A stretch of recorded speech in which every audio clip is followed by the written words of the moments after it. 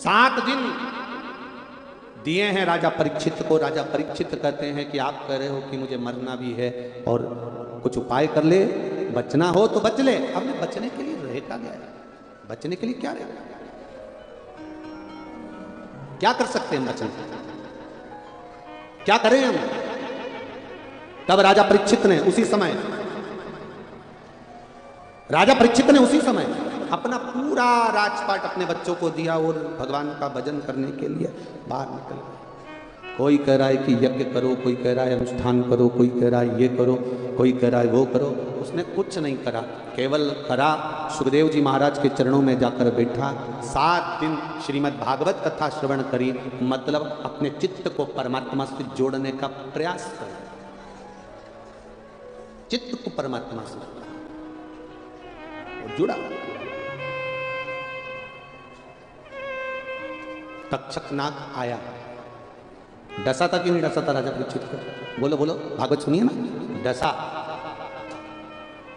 कांच के महल में राजा को रखा गया, परिंदा भी पर नहीं मार सकता, ऐसी सेफ्टी राजा की करी गई।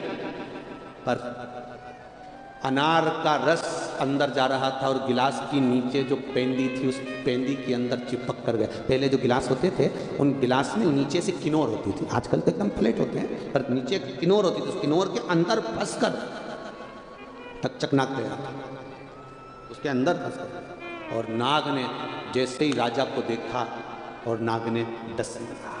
राजा परीक्षित सर्प को देख रहा है, सर्प परीक्षित को देख रहा है, दोनों एक दूसरे को देख रहे हैं।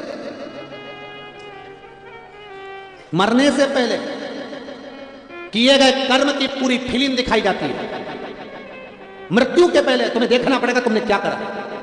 माता के गर्भ से जन्म लेने के बाद आंख खोलते ही मरते समय तक तुमने कौन कौन सा कर्म करा वो तुम्हें दिखाया जाएगा।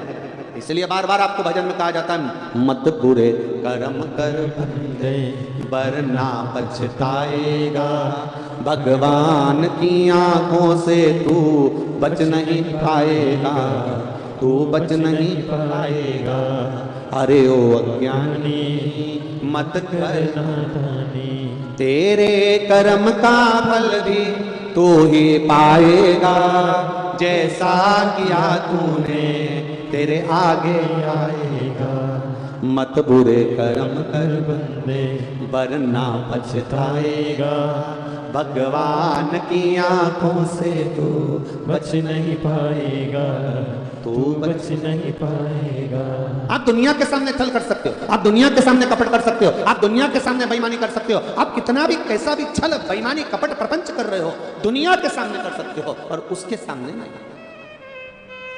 यहां समझा सकते हो, यहां तो तुम किसी से भी कह सकते हो मैंने ऐसा नहीं करा, कसम खा के कह रही हूं मैंने ऐसा नहीं किया, मैं तो ऐसी बोली नहीं, मैंने तो ऐसा बोला ही नहीं। बोलने के बाद भी हम कसम खा सकते हैं, सौगंध खा सकते हैं, खड़े हो सकते हैं, अदालत में जाकर पैसा देकर भी हम सब कुछ सुधार सकते हैं। पर यहां सब कुछ सुधार सकते हो, सब कुछ बोल सकते हो, यहां तुम बोलते हो, तुम्हारा धन बोलता है, तुम्हारा वैभव बोलता है, तुम्हारी सत्ता बोलती है, और वहां तुम्हारा पुण्य बोलता है कि तुमने क्या पुण्य करा। यहां तुम्हारा वैभव बोलेगा, यहां तुम्हारी सत्ता बोलेगी, यहां तुम्हारा धन बोलेगा, यहां तुम्हारी पूंजी बोलेगी, यहां तुम्हारा वैभव बोलेगा और वहां तुम्हारा पुण्य बोलेगा। वहां जवाब देने के लिए तुमसे पूछा ही नहीं जाएगा, तुम तो बस पहुंचे, खड़े हुए और उसने बोलना चालू। जानकारी अच्छी लगे तो चैनल को सब्सक्राइब कीजिए।